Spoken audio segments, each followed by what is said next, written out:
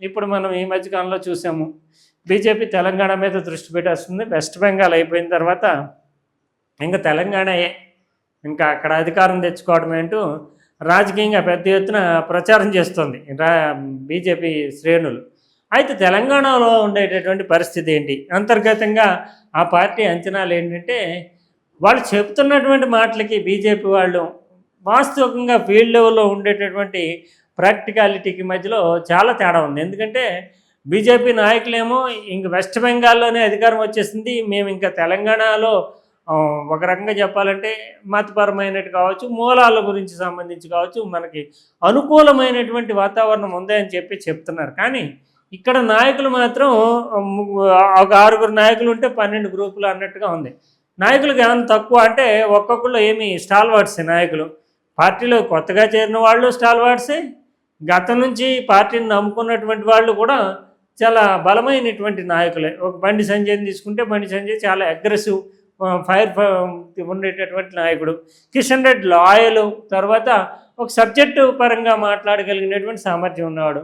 ఇంకా కొత్తగా వచ్చి ఎంపీ అయినటువంటి ఈటల రాజేందర్ చూస్తే, ఈటల రాజేందర్ ఎప్పుడు ఉమ్మడి ఆంధ్రప్రదేశ్లోనే టీఆర్ఎస్ శాసనసభాపక్ష నాయకుడిగా పనిచేసినటువంటి వ్యక్తి. తెలంగాణ సమాజం మీద, తెలంగాణ మొత్తం మీద కొంత సెంటిమెంటల్గా పట్టు ఉండేటటువంటి వ్యక్తి. ఇంకా డీకేఆర్ను మరో ఫైర్ బ్రాండ్ లీడరు. కొండా విశ్వేశ్వరరెడ్డి లాంటి వాళ్ళు అయితే వాళ్ళకి నేపథ్యము, గత చరిత్ర, వాళ్ళ బ్యాక్గ్రౌండ్ ఇవన్నీ కూడా బలమైనటువంటి పునాదులు ఉన్నటువంటి వాళ్ళు. ఇంకా మనకి లక్ష్మణ్ లేదంటే ఆర్ కృష్ణ ఇలాంటి నాయకులంతా కూడా జాతీయ స్థాయిలో కూడా గుర్తింపు ఉండేటటువంటి బీసీ నాయకులు. ఇంతమంది నాయకులు ఉండి బీజేపీ ఒక్కడుగు కూడా ముందుకెట్టలేదు. అంటే ఎవరికి వాళ్ళు తీసుకోనటువంటి నాయకులు ఉన్నారు, కానీ బీజేపీ మాత్రం పట్టు సాధించట్లేదు. మనకి బీఆర్ఎస్లో చూస్తే కనుక ఒక 4-5 మాత్రమే, కేటీఆర్, హరీష్ రావు, కేసీఆర్, ఇలా 4 మాత్రమే రాష్ట్ర స్థాయిలో ప్రాబల్యం ఉండేటటువంటి నాయకులు కనిపిస్తూ ఉంటారు. కాంగ్రెస్లో నాయకుల సంఖ్య ఉన్నప్పటికీ రాష్ట్ర స్థాయిలో ఇంపాక్ట్ చూపించగలిగినటువంటి ఒక బ్యాక్గ్రౌండ్ ఉండేటటువంటి నాయకులు కాంగ్రెస్లో కూడా మనకి కనిపించారు. కానీ బీజేపీకి ఈటల రాజేందర్ కావచ్చు, బండి సంజయ్ కావచ్చు, కిషన్ రెడ్డి కావచ్చు, లక్ష్మణ్ కావచ్చు, వీళ్ళంతా చాలా స్టాల్వర్డ్స్ నాయకులుగా. అయితే వాళ్ళ బ్యాక్గ్రౌండ్ బీసీ సామాజిక వర్గాల నుంచి కానీ ఇతరత్ర కానీ, అందులో తెలంగాణ బీసీకి పెట్టిన కోట. అటువంటి పరిస్థితుల్లో కూడా ఇక్కడ పుంజుకోవట్లేదు. ఎందుకు? ఒక మతపరమైనటువంటి ఎజెండా ఉంటుంది. ఎందుకంటే ఎంఐఎం తోటి కాంగ్రెస్ కలిసి నడుస్తూ ఉన్నటువంటి నేపథ్యంలో ఈ గతం నుంచి నిజాం పాలన నుంచి ఉండేటటువంటి ఒక విభజన రేఖ ఉంది. అది బీజేపీకి అడ్వాంటేజెస్ పరిస్థితి. ఇంకోవైపు బలమైన నాయకులు ఉన్నారు. బీసీల సంఖ్య ఎక్కువగా ఉండేటటువంటి రాష్ట్రం. బీసీ నాయకత్వం తెలంగాణలో బీజేపీకి బలంగానే ఉంది. ఇన్ని అడ్వాంటేజెస్ ఉన్నా బీజేపీ మాత్రం ముందడుగు వేయట్లేదు. దానికి ప్రధాన కారణం గ్రూపులు, మొఠాలు, ఇవన్నీ. వీటిని దృష్టిలో పెట్టుకునే పేరెంటల్ ఆర్గనైజేషన్. ఆర్ఎస్ఎస్ నిజానికి వెన్నెముక బీజేపీకి. బీజేపీలో పనిచేసేవాళ్ళు, బీజేపీ నాయకులు వీళ్ళంతా పదవులు ఉండేటటువంటి దానికోసం ఖచ్చితంగా ప్రయత్నం చేసుకుంటూ ఉంటారు. తమకు అవకాశాలు రావని చూసుకుంటూ ఉంటారు. కానీ ఆర్ఎస్ఎస్ మాత్రం స్వచ్ఛందంగానే వాళ్ళు ప్రచారం చేసి పార్టీ అధికారంలో ఉండాలి అనేటటువంటి ఏకైక లక్ష్యంతో పనిచేసేటటువంటి స్వచ్ఛంద సంస్థ ఏదన్నా ఉందంటే ఆర్ఎస్ఎస్ మాత్రమే. అందుకే గతంలో కూడా మీనాక్షి నటరాజన్ ఆర్ఎస్ఎస్ మోడ్లో పనిచేయాలి కాంగ్రెస్ కార్యకర్తలు, అప్పుడు మాత్రమే మనం అధికారాన్ని సుస్థిరం చేసుకోగలుగుతామని చెప్పడానికి అదే ప్రధాన కారణం. ఇప్పుడు ఆర్ఎస్ఎస్ఏ తెలంగాణలో ఉండేటటువంటి బీజేపీ శ్రేణుల యొక్క ధోరణి పట్ల తీవ్రమైనటువంటి అసంతృప్తి, ఆగ్రహంతో ఉన్నట్లుగా మీడియాలో రిపోర్ట్లు వస్తున్నాయి. ముఖ్యంగా బీజేపీ ముఖ్య నేతలపై ఆర్ఎస్ఎస్ సీరియస్ అంటూ ఈ మధ్యన నితిన్ నబీన్ వీళ్ళందరూ పర్యటనల నేపథ్యంలో ఆర్ఎస్ఎస్ బీజేపీ నాయకుల మధ్య సమావేశం జరిగింది. ఇంటర్నల్గా జరిగినప్పుడు బీజేపీ నేతల యొక్క తీరు పట్ల ఆర్ఎస్ఎస్ చాలా సీరియస్గానే స్పందించినట్లుగా ఒక పొలిటికల్ స్కూప్ని సాక్షి ప్రచురించింది. ఇది నిజంగానే ఎప్పటి నుంచో జరుగుతున్నదే, కానీ బీజేపీ నాయకుల మధ్య గ్రూపులు ఉన్నాయి. బీజేపీ వాళ్ళంతా కలిసి నడవట్లేదు. ఒకళ్ళ మీద ఒకళ్ళు సోషల్ మీడియాలో పోస్టులు పెట్టుకుంటున్నారు. ఎవరో నేను తగ్గేదేలే అన్నట్లుగా పోతున్నారు. ఇవన్నీ అందరికీ తెలిసిందే.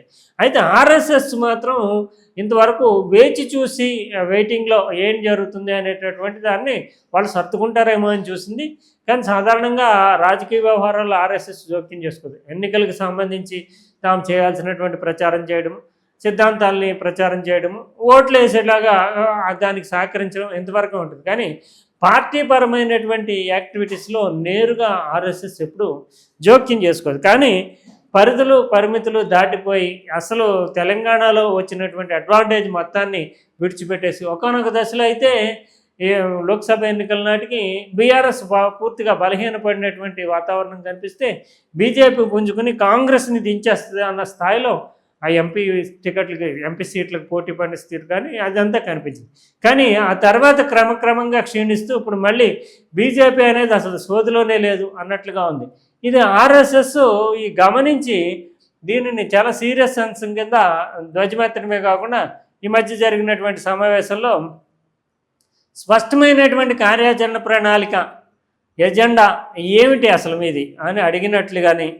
సో ఎవరెవరు సమావేశమయ్యారంటే ఆర్ఎస్ఎస్ జాతీయ సహాయ ప్రధాన కార్యదర్శి, బీజేపీతో సంఘ్ సమన్వయకర్త అరుణ్ కుమార్, సంఘ్ ప్రాంత నేతలతో బీజేపీ అధ్యక్షుడు రామచంద్రరావు, పార్టీ జాతీయ ప్రధాన కార్యదర్శి బీజేపీ సునీల్ బన్సల్, రాష్ట్ర ఇన్ఛార్జి అభయ్ పాటిల్, కేంద్ర మంత్రులు కిషన్ రెడ్డి, బండి సంజయ్, ఎంపీలు డాక్టర్ కె లక్ష్మణ్, డికే అరుణ, ఈటెల రాజేందర్, రాష్ట్ర సంస్థాగత ప్రధాన కార్యదర్శి చంద్రశేఖర్, అంత పెద్ద కోర్ కమిటీ మొత్తం అంతా కూడా ఎవరైతే ఈ మొత్తం పార్టీని ముందుకు నడపాలో లక్ష్మణ్ కావచ్చు, తర్వాత ఏమో అరుణ్ కావచ్చు, ఈటెల రాజేందర్ కావచ్చు, కిషన్ రెడ్డి, బండి సంజయ్ మంత్రులు, వీళ్ళందరూ కలిపి రామచంద్రం, వీళ్ళందరూ కలిపి అందులో జాతీయ స్థాయిలో ఆర్ఎస్ఎస్కి సంబంధించి ఈ వ్యవహారాన్ని చూసేవాళ్ళు, బీజేపీకి సంబంధించి రాష్ట్ర వ్యవహారాలు చూసేవారు, జాతీయ ప్రధాన కార్యదర్శి, వీళ్ళంతా సమావేశం అవడం అంటే చాలా సీరియస్గానే డిస్కషన్ జరిగింది.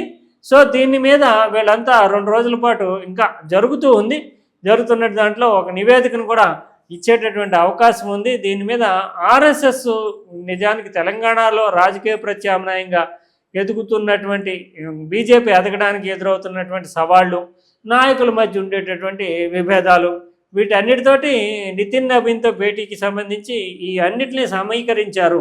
ఈ విభేదాలు అనేటటువంటివి, ఈ పరిణామాలు అనేటటువంటివి ఆర్ఎస్ఎస్ని తీవ్ర అసంతృప్తి గురి చేస్తున్నాయి. వాటిని నేరుగానే వ్యక్తం చేసినట్లు కానీ, అంతేకాకుండా నాయకులు ఒకళ్ళ మీద ఒకళ్ళు పోస్టులు పెట్టుకోవడం, నాయకులు ఏమో ఒకళ్ళ మీద ఒకళ్ళు బహిరంగంగా ప్రకటనలు చేసుకోవడం, ఈ పార్టీ ఏమైపోతుంది అంటే ఈ పార్టీని ముంచేస్తున్నారా అన్న ధోరణిలోనే ఆర్ఎస్ఎస్ స్పందిస్తోంది అనేది ఒక ప్రధానమైనటువంటి కథనంగా రిపోర్ట్ అయింది. ఇది ముఖ్యంగా ఆర్ఎస్ఎస్ బీజేపీ ఆత్మ పరిశీలన చేసుకోవాల్సినటువంటి అంశంగా మనం చెప్పాల్సి ఉంటుంది.